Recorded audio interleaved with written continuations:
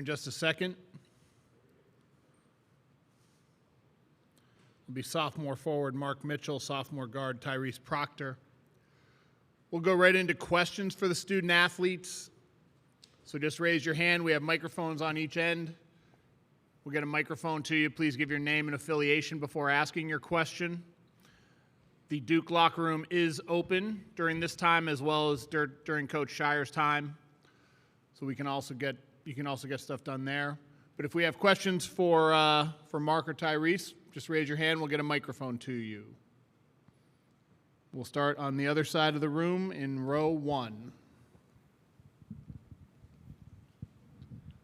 Jackson Hebner from The Breeze, JMU student newspaper. Just to kind of start off, I was wondering kind of your thoughts on JMU this season. You know, they kind of made a bit of a splash early, just some early impressions. Let's start with Tyrese, and then we'll go to Mark. Yeah, obviously just watched some film today. Quick turnaround. You know, they're a physical team. They try to speed the game up and muck the game up defensively, and they just play free offensively. They like to get downhill. So I think the more that we can just be disciplined and just stay focused on, you know, us and, you know, our defense has been good all year, but I think it's going to be mainly offensively for us, just not getting sped up and limiting all our turnovers.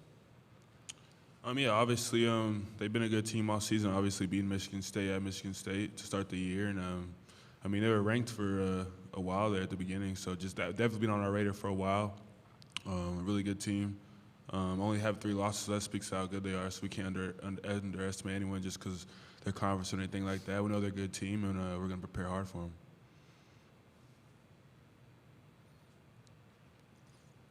We'll go on this side. We'll start with row 2. Hi, Mackenzie Sheehy with the Duke Chronicle. This is for both of you, but you lost in the round of 32 last year. Mark, you didn't get to play. What will be your mindset going into this, having learned from last year from that loss? Let's do the same order. Tyrese first, then Mark. Yeah, it's kind of ironic. Coach talked about it this morning. It's sort of the same matchup against Tennessee last year. 2 teams that are both physical, try and muck the game up, out-bully you. So I think, you know, playing in that game last year is really going to help us this year. You know, we've sort of played in games like this all year, so we've shown that we can handle it. I think the main thing is just limiting our turnovers. You know, if we come out, start the game, and throw the first punch, it's going to send a message to them, and I think that's just what we need to do. Just be the aggressors all night, and I think, you know, we'll take care of business. Yeah, obviously I didn't play in that game last year, but I'm just piggybacking off what Tyrese said. Obviously, for me, watching from a different perspective, it's going to take a lot of fight. Obviously, they're a really physical team. They're going to bring a lot of physicality to the game, and just us being tough, being together, and just fighting them for 40 minutes is probably what's going to matter most. We'll go back to the other side, back to row 1. Tyrese, you know, last night I was able to kind of sit along the court for the Vermont game, and I kind of just noticed you're really vocal out there. I mean, you're yelling a lot. I mean, they're even just like you know, telling people where to go and like on the defensive side, but also just like shouting discipline to kind of get guys in the right headspace. Talk to me a little bit of just like being a vocal leader and how that's kind of helped you during your time at Duke. Yeah, I just try to do anything to help our team win, to be honest with you. You know, being a captain, being a point guard, I see the floor. I got to be on timing with Coach Scheyer and, you know, sort of pick his brain on court as well and sort of spread his message. So just trying to relay messages that he tells me, trying to stay vocal, like you said, and just make sure everyone on the court's locked in. You know, don't want anyone feeling like they're alone out there, especially defensively. So coaches always emphasize, you know, just letting your brother know that you have his back, stuff like that. And I think that's just been a big focus for me this year. Last year, you know, I was vocal as well, but I feel like I really stepped it up this year, and I'm going to have to continue to do that in order for us to win. We're going to come back to this side, row 4 on the aisle. Go ahead, Ralph. Hi, guys. Ralph Russo from the Associated Press. We'll start with Mark. Yesterday with Wisconsin, they were bothered by JMU's pressure, and they also missed a lot of point-blank shots. Do you think getting rushed, being, as you say, having a game mucked up, can lead to, when you do get the good shot, then missing it? do those things end up getting linked or in some ways? Yeah, obviously, when you play a pretty physical team, I think, especially when you're just around the basket, just having easy looks are going to make everything hard for you. So I think just concentrating when we get the ball going up strong for all of us.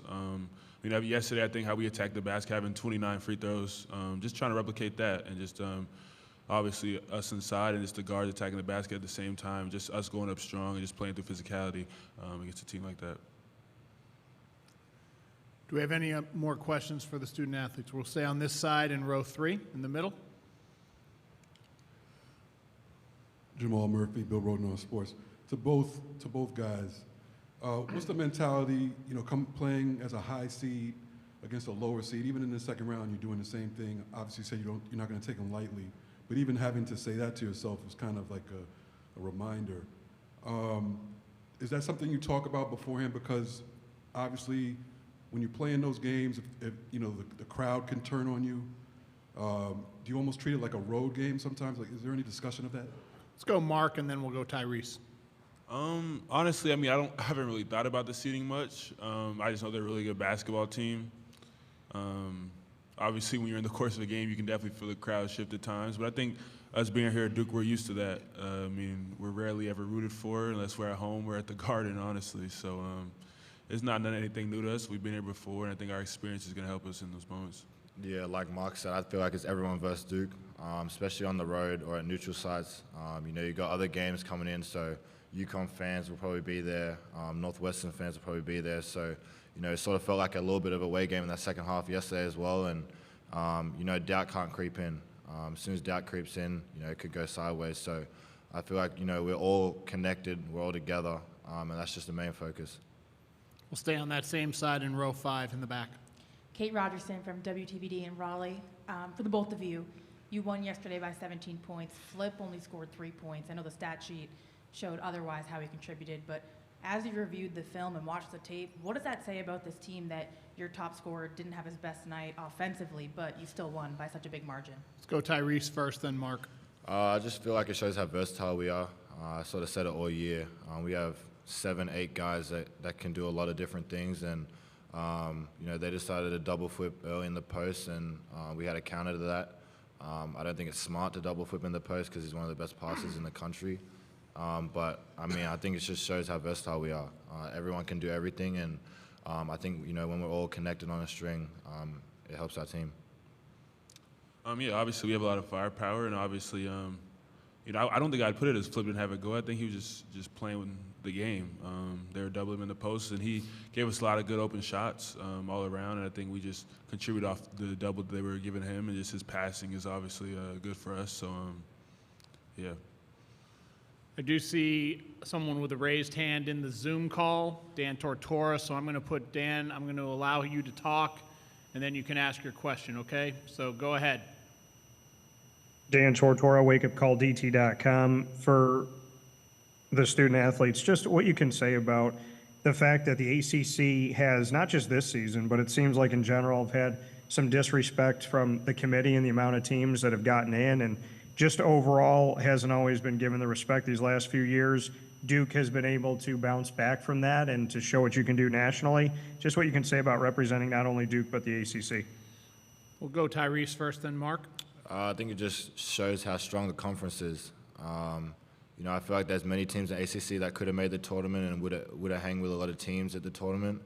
I think it's just a credit to how strong and physical and how good the ACC play is.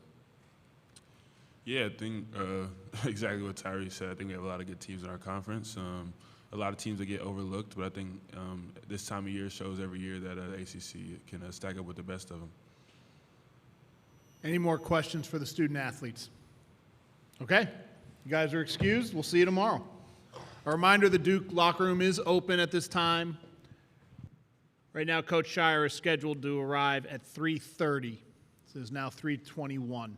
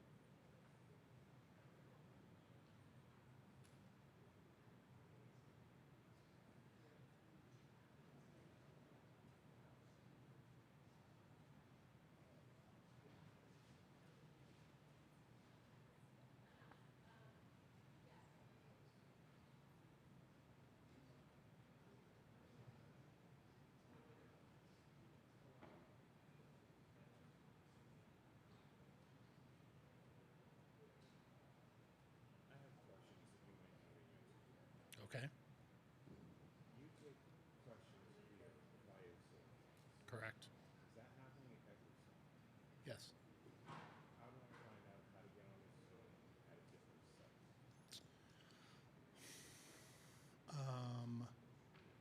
You could start.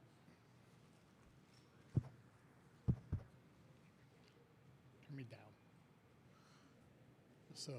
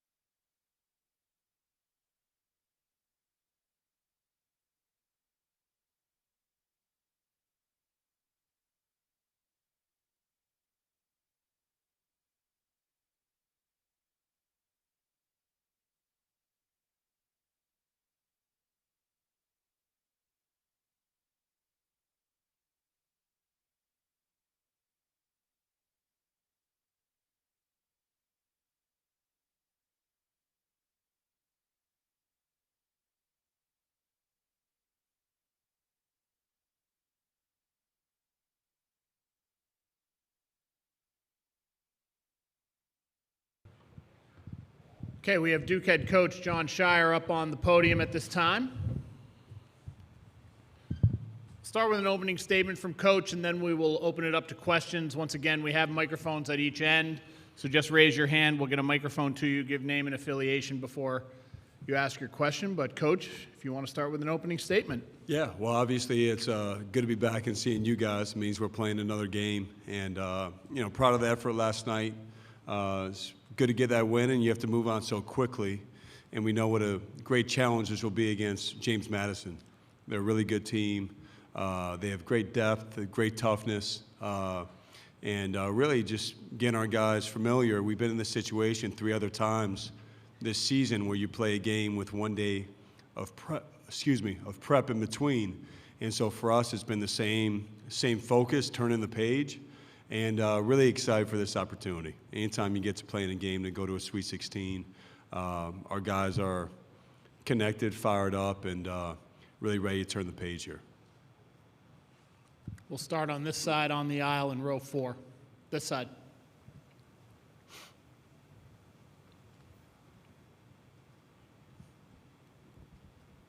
John David Teal with the Times-Dispatch in Richmond. Last year at this juncture of the tournament, you encountered a very physical opponent in Tennessee. Last night, Greg Gard said JMU was as physical a team as they had seen all year. Is that also your observation from film study and such? Yeah, I mean, it jumps off the page at you, no question. And I think the experiences this team has been through and the different teams you've played prepares us for that. You know, it's you can't be on your heels, that's for sure. You know, if they put you on your heels, it's going to be a long night. And I think for our guys, they remember that Tennessee game like it was yesterday. I can mention some other teams we played this year that are really physical and really good, and I'll put James Madison up there with any of them. And that's a ton of respect for them, but also for our guys. I feel there's no question we're ready for that as well. We'll come on the other side of the room here in row 1. Kaden Bridges with JMU's student newspaper, The Breeze. Obviously, the Dukes have made some commotion this year. Have they been a team that's been on your radar? And if so, like, what's really stuck out to you the most about them and what they've done this season?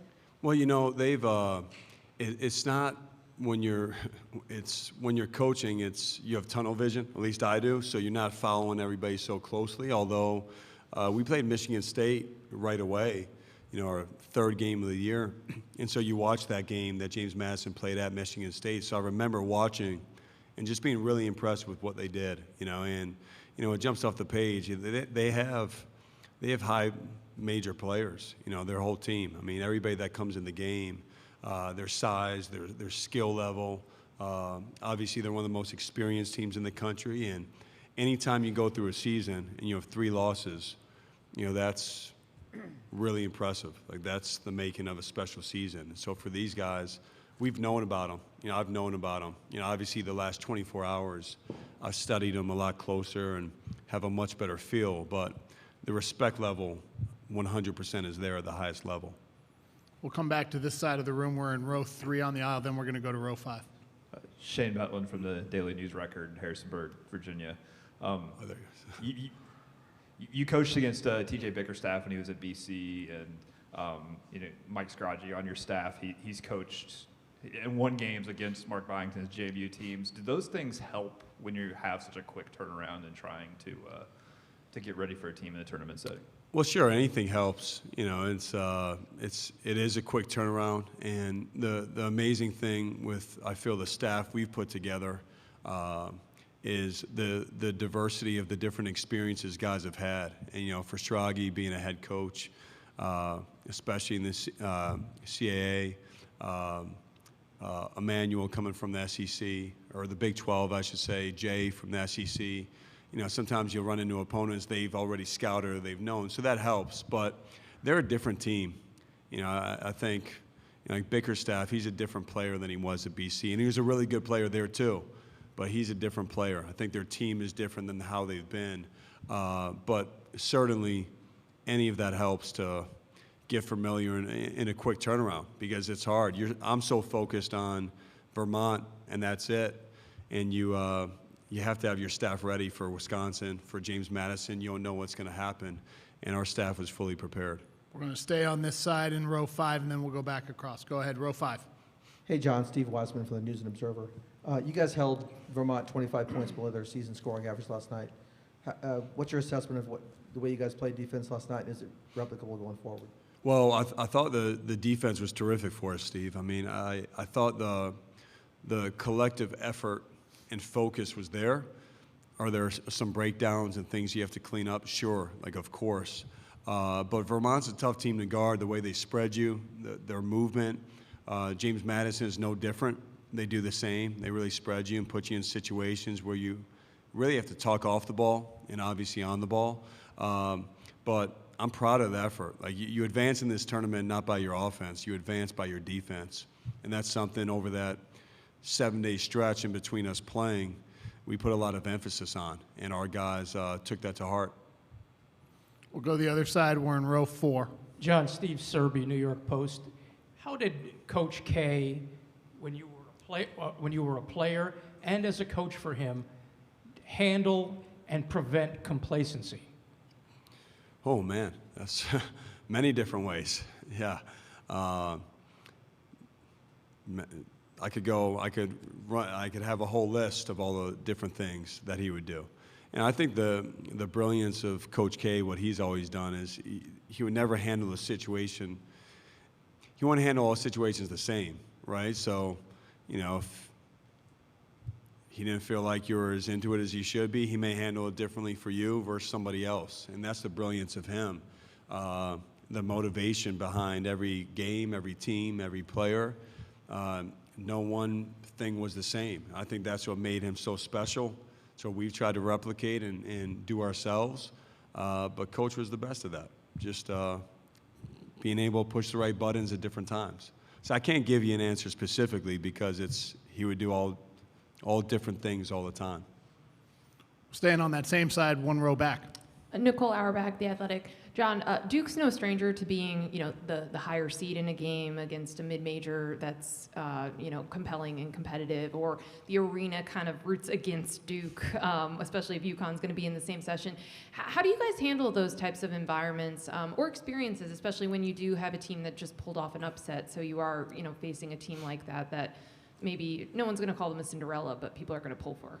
Well, you know, Nicole, I think it's one of the unique experiences of the tournament that you really can't feel unless you're there in person. And even our Vermont game, what happens is, especially the first 2 days of the tournament, you know, obviously the arenas, everybody leaves before the second session, right? And so the beginning of the game can feel a little bit quieter than we're normally used to.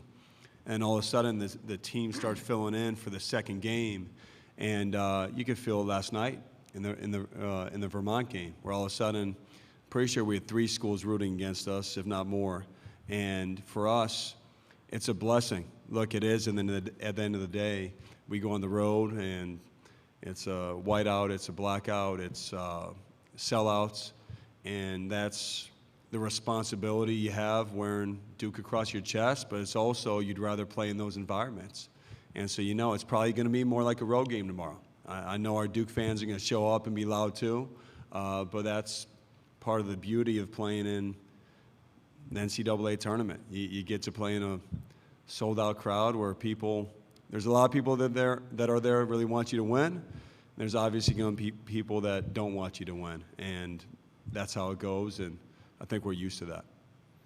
Come to this side. We're on row 5 on the aisle, and then we have another one, I think, in row 5. Row 5 on the aisle first. On the aisle, and then we'll go to her next. Connor O'Neill with Devils Illustrated. John, to kind of follow up on that, is there any way to evaluate how a player reacts to these situations of being at a polarizing school like Duke in the recruiting process, or is it just see how they react when they show up and go through the stuff? We don't wing it, if that's what you're asking. You know, I don't just say, well, let's see if this kid has a chance. But we scout for it.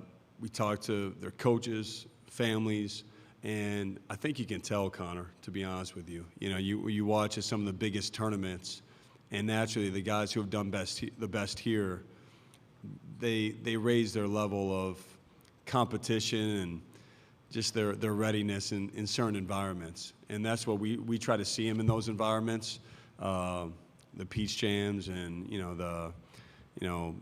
the big tournaments, And that's always translated well for us.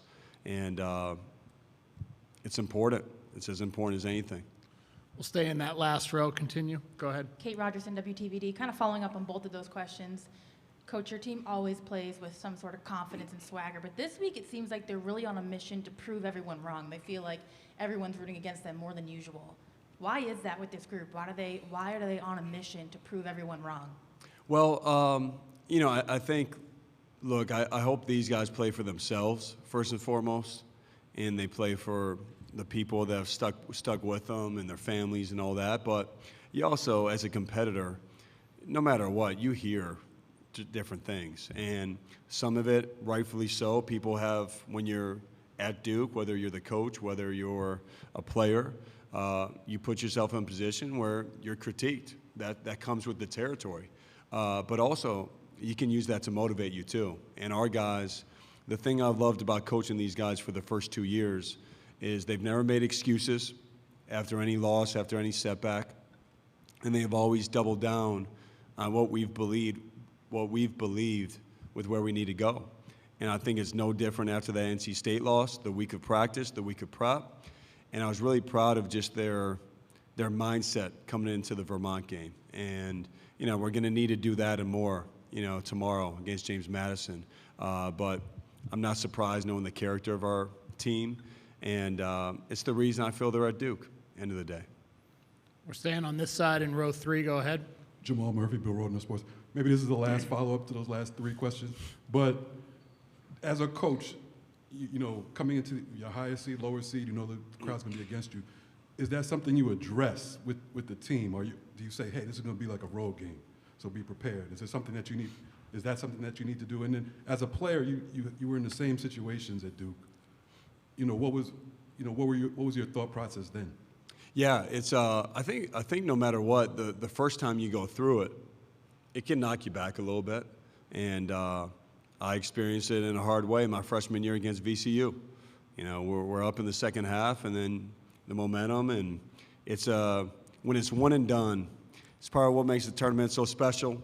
It's part of what makes it so cruel, is it's one and done. Excuse me. But as a coach, I mentioned it briefly to him. Like I said something to him this morning, but our guys, by now we've seen it. I think we felt it last night, and in a lot of respects, I think they like it. It's part of it. It's what comes when you sign up to come to Duke. It just is, and they've handled it really well. We lost our first 2 road games of the season. Since then, we've played great away from home, neutral sites, and neutral a lot of times becomes where it can be a little bit of a road game, which is, I think, fueled our group more than anything. Next 2 will come in row 2. We'll start on the end of the row, and then we'll come into the aisle. Thank you. Alex Abramovich from the Fayetteville Observer. John, last night, Flip only took that 1 shot, as we talked about, but also your bench only had 4 points. Those 2 things, can they happen again for you to advance? Probably not. Probably not. I mean, Flip, we have to get him more than 1 shot. That's on me. That's on us, for the guards. When he's open, we have to hit him. But also, they sold out to double him.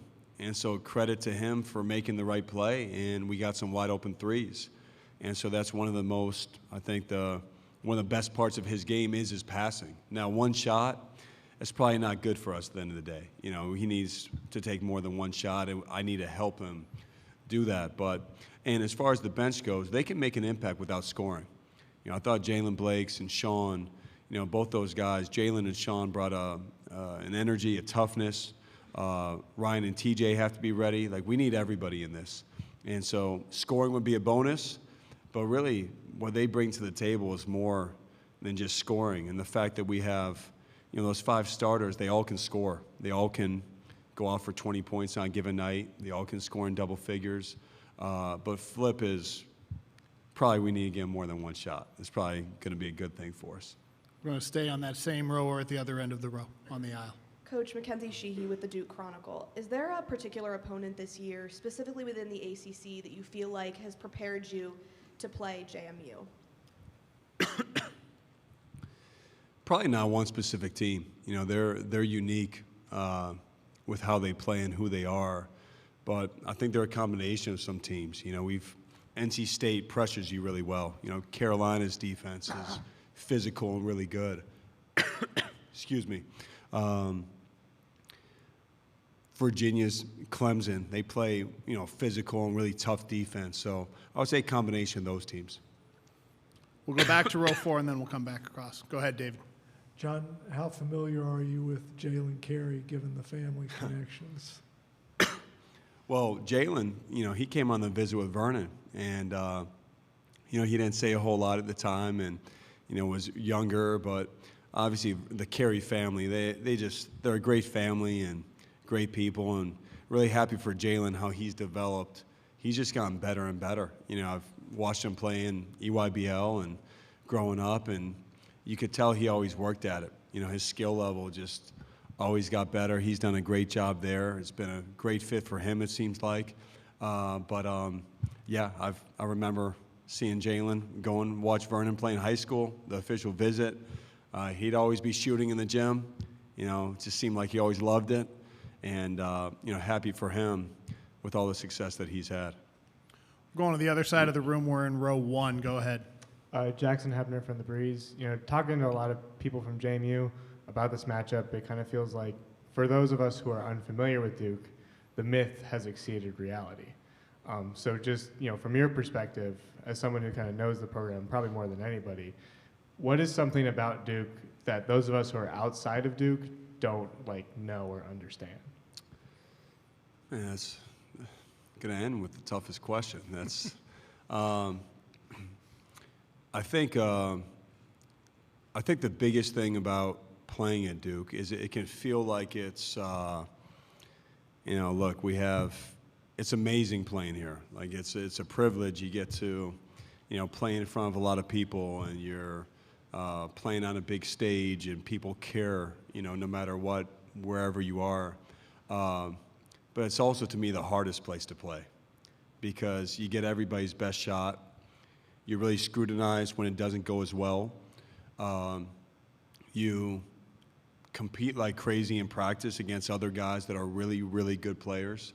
And that's what's always made this place special to me, is the competition, you know, and it's the ability to handle adversity with the mindset of making no excuses. And so I don't know if everybody looks at Duke and sees that. I think they can look on the surface and think or assume different things, but this program's been built on work, it's been built on competition, and it's been built on moments like this where you get a chance to play special teams in the tournament, see where you're at, and lay it all out there. And that's for me what it's all about, being the head coach here and a former player, and I think other former players would tell you the same. Any more questions for Coach? We'll come down here. Last one will be down here at the end of row 1 on this side. Matt Giles, Blue Devil Country. Coach, between your time as a player and assistant and head coach, you've seen every outcome except losing in the national championship game. Is that right? I didn't even realize that. Yeah, started out the worst. With, it did. Yeah. That's hopefully we keep trending, yeah. So is there a common trait that you've observed from the teams that maybe advance several weeks into the tournament versus the ones that don't? I think the most important thing when you're playing in the tournament, you're playing teams at some point in each game, they're going to make a run. And you have to be connected enough and tough enough to handle the run.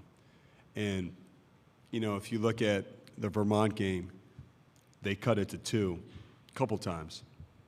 But, like, those are the moments where you need to respond. And you're playing teams, especially as you advance in the tournament, the desperation is incredible. And, you know, tomorrow it's going to be that same feeling.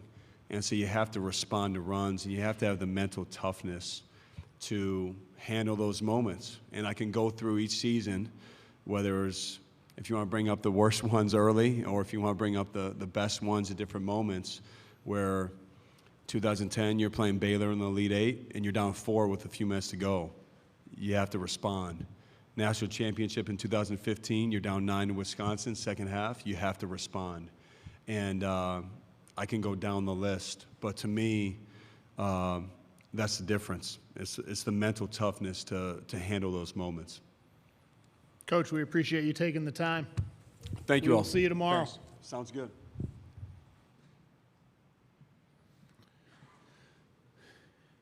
We'll have James Madison student athletes at 3:50.